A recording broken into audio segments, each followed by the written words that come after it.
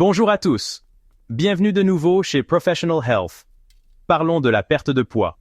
Il y a toujours un nouveau régime, un nouvel entraînement, un nouveau complément qui promet des résultats étonnants. Mais qu'en est-il réellement? Les compléments alimentaires pour la perte de poids sont partout, promettant des solutions rapides et des résultats drastiques. Aujourd'hui, nous allons découvrir la vérité sur les compléments alimentaires pour maigrir, leur efficacité et ce que la science en dit. Allons-y. Alors, que sont exactement les produits amincissants? Fondamentalement, ce sont des produits qui sont censés vous aider à perdre du poids. Ils se présentent sous toutes sortes de formes et de tailles. Pilules, poudres, infusions, toutes sortes de choses. Ils prétendent fonctionner de différentes manières. Par exemple, en coupe-faim, en stimulant le métabolisme ou en bloquant l'absorption des graisses. L'industrie de l'amincissement est énorme et malheureusement, tous les produits ne se valent pas. Certains peuvent être fondés sur des bases scientifiques, tandis que d'autres ne sont que de coûteux placebos. L'un des plus gros problèmes est que les compléments alimentaires pour la perte de poids ne sont pas aussi strictement réglementés que les médicaments. Cela signifie que les entreprises peuvent parfois faire des affirmations qui ne sont pas étayées par des preuves scientifiques solides. N'oubliez pas, il n'existe pas de pilule miracle pour maigrir. Une alimentation saine, une activité physique régulière et des changements de mode de vie sont la base de toute perte de poids réussie. Voyons de plus près certains ingrédients spécifiques que l'on retrouve fréquemment dans les produits amincissants, en commençant par l'extrait de thé vert. Le thé vert existe depuis des siècles et est considéré comme une boisson saine. L'idée derrière l'extrait de thé vert est de concentrer ses composés bénéfiques, notamment les catéchines. Une catéchine en particulier, le GCG, est censé avoir des propriétés brûle-graisse.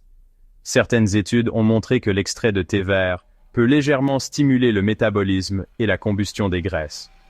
Cependant, ces effets sont généralement faibles et les résultats de la recherche ne sont pas concluants. De fortes doses d'extrait de thé vert peuvent parfois provoquer des effets secondaires tels que des maux de tête, des étourdissements ou, dans de rares cas, des problèmes de foie. Il est toujours conseillé de parler à votre médecin avant de commencer à prendre de nouveaux compléments alimentaires. Vous avez probablement déjà entendu parler du Garcinia cambogia. C'est un fruit tropical présenté comme un remède miracle pour la perte de poids, une sorte de solution miracle pour les régimes. L'extrait provient de l'écorce du fruit, qui contient un composé appelé acide hydroxycitrique ou HCA.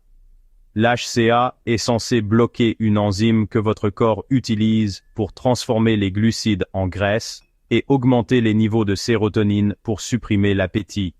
Alors que certaines études initiales ont montré des résultats prometteurs, des études plus récentes n'ont constaté que peu ou pas d'effet du Garcinia cambogia sur la perte de poids. C'est décevant. Certaines recherches suggèrent même que les suppléments de Garcinia cambogia pourraient avoir des effets secondaires négatifs, surtout à forte dose ou lorsqu'ils sont pris pendant une période prolongée. Ces effets secondaires peuvent inclure des problèmes digestifs, des maux de tête et même des dommages au foie. Les preuves de l'efficacité du Garcinia cambogia pour la perte de poids sont au mieux faibles et potentiellement dangereuses. À éviter. Il est important d'être prudent et de privilégier sa santé. Parlez-en à votre médecin avant de prendre tout supplément. Parlons de la caféine. On la trouve dans le café, le thé, le chocolat et même certains sodas. Et c'est la substance psychoactive la plus consommée au monde. La caféine est un stimulant qui peut accélérer votre métabolisme et vous donner plus d'énergie. Ce métabolisme accru signifie que vous brûlez plus de calories, même au repos. La caféine peut également améliorer les performances sportives. Certaines études ont montré que la consommation de caféine avant l'exercice peut améliorer les performances et augmenter le nombre de calories brûlées. Cependant, les effets de la caféine sur la perte de poids sont généralement faibles et temporaires. Trop de caféine peut entraîner des effets secondaires tels que l'anxiété, l'insomnie, la nervosité et des maux d'estomac. Consommez de la caféine de manière stratégique et avec modération. Parlons des fibres, la partie non digestible des aliments végétaux, essentielle pour un système digestif sain. Les fibres ajoutent du volume à votre alimentation et traversent votre système digestif relativement intact. Ce volume contribue à vous sentir rassasié plus longtemps ce qui peut prévenir les excès alimentaires et réduire l'apport calorique global. Il existe deux principaux types de fibres, solubles et insolubles. Les fibres solubles se dissolvent dans l'eau et forment une substance gélatineuse dans l'intestin, ce qui ralentit la digestion et favorise la satiété. Les fibres insolubles ajoutent du volume au sel, ce qui favorise la régularité. Bien qu'il soit toujours préférable d'obtenir des fibres à partir d'aliments complets, les compléments de fibres peuvent être un ajout judicieux à votre alimentation. Augmentez progressivement votre consommation de fibres et buvez beaucoup d'eau pour éviter les problèmes digestifs. Brûleurs de graisse. Il semble être le saint graal de la perte de poids, n'est-ce pas? La promesse de perdre du poids sans effort est incroyablement tentante. Ces produits contiennent souvent un cocktail d'ingrédients censés brûler des calories, stimuler le métabolisme et faire fondre les graisses comme par magie. Ils sont commercialisés comme des solutions rapides pour ceux qui cherchent à perdre du poids sans fournir d'efforts importants. La vérité est que de nombreux brûleurs de graisse contiennent un mélange de stimulants, d'herbes et d'autres composés qui n'ont pas été étudiés de manière approfondie quant à leur innocuité ou leur efficacité. Ce manque de recherche peut entraîner des effets secondaires inattendus et potentiellement dangereux.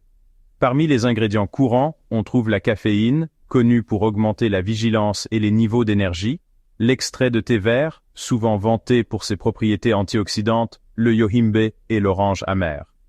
Bien que certains de ces ingrédients puissent avoir des effets modestes sur le métabolisme ou la combustion des graisses, les doses utilisées dans les brûleurs de graisse sont souvent beaucoup plus élevées que ce qui est considéré comme sûr ou efficace. Cela peut entraîner divers problèmes de santé. De nombreux brûleurs de graisse ne sont pas réglementés et peuvent contenir des ingrédients cachés ou des contaminants qui peuvent être nocifs pour la santé. L'absence de réglementation signifie que vous ne pouvez jamais être sûr de ce que vous ingérez réellement. Certains brûleurs de graisse ont été associés à des effets secondaires graves tels que des palpitations cardiaques, de l'hypertension artérielle, des lésions hépatiques et même des accidents vasculaires cérébraux. Ces risques l'emportent largement sur les avantages potentiels. Au lieu de compter sur ces produits potentiellement dangereux, concentrez-vous sur le développement d'habitudes saines et durables grâce à l'alimentation, à l'exercice et au changement de mode de vie. Ce sont les véritables brûleurs de graisse. Une véritable perte de poids résulte de choix sains et constants. Nous connaissons tous les fringales, mais pour certaines personnes, les gérer peut sembler être un combat perdu d'avance. Ces envies peuvent survenir à tout moment, souvent accompagnées d'un sentiment de frustration et d'impuissance. C'est là que les coupes-faim entrent en jeu.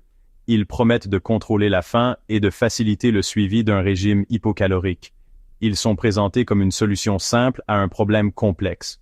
Les coupes-faim agissent en influençant certaines hormones et certains neurotransmetteurs dans le cerveau qui régulent la faim et la satiété. Cela peut amener votre corps à se sentir rassasié, même si vous n'avez pas mangé suffisamment. Certains coupes-faim sur ordonnance sont approuvés par l'Agence nationale de sécurité du médicament et des produits de santé, ANSM, pour la perte de poids, mais ils sont généralement réservés aux personnes ayant un indice de masse corporelle supérieur à 30 ou à celles souffrant de problèmes de santé liés à l'obésité. Ces médicaments ne sont pas une solution universelle.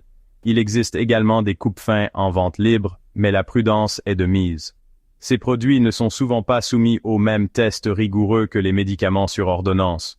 Beaucoup contiennent des ingrédients qui n'ont pas été étudiés de manière approfondie ou dont le profil d'innocuité est douteux. Ce manque de réglementation peut présenter des risques importants pour la santé. L'un des plus gros problèmes avec les coupes-faim est qu'ils ne traitent pas les facteurs comportementaux ou émotionnels sous-jacents qui contribuent à la suralimentation. Manger ses émotions et les fringales liées au stress sont des problèmes complexes qui nécessitent plus qu'une simple pilule. Ils peuvent offrir une solution temporaire, mais ils ne vous apprennent pas comment modifier durablement votre mode de vie. Le succès à long terme en matière de gestion du poids nécessite souvent une approche holistique. Si vous avez des problèmes de poids ou si vos habitudes alimentaires vous préoccupent, il est préférable de consulter votre médecin ou un nutritionniste. Des conseils professionnels peuvent vous aider à élaborer un plan équilibré et efficace, adapté à vos besoins. Parlons des thés détox. Ces mélanges d'herbes, qui promettent de débarrasser votre corps des toxines nocives, de stimuler votre métabolisme et de vous aider à perdre du poids rapidement. Ils sont souvent présentés comme une solution miracle pour la perte de poids et l'amélioration de la santé en général. Cela semble tentant, mais qu'en est-il réellement? Ces affirmations sont-elles fondées scientifiquement ou s'agit-il simplement de stratégies marketing habiles? Tout d'abord, il est important de comprendre que votre corps possède son propre système de désintoxication naturelle. Ce système est extrêmement efficace et fonctionne 24 heures sur 24. Le foie, les reins et le système digestif travaillent en synergie pour filtrer et éliminer efficacement les déchets. Ils sont conçus pour gérer les toxines et maintenir l'équilibre de votre corps. De nombreux thés détox contiennent des ingrédients tels que le séné, l'aloe vera ou la cascara sagrada, qui sont tous des laxatifs naturels. Ces ingrédients sont souvent ajoutés pour favoriser le transit intestinal. Ces ingrédients peuvent stimuler les contractions intestinales, ce qui entraîne une perte d'eau et une diminution temporaire des ballonnements. Cependant, cet effet n'est pas synonyme de perte de graisse corporelle. Cette perte de poids est trompeuse. Ce n'est pas une véritable perte de graisse et elle peut entraîner une déshydratation si vous n'y prenez pas garde. La déshydratation peut causer un certain nombre de problèmes de santé, tels que la peau sèche et la fatigue. La consommation à long terme de thé contenant des laxatifs peut nuire à votre microbiome intestinal, affecter l'absorption des nutriments et même entraîner une dépendance.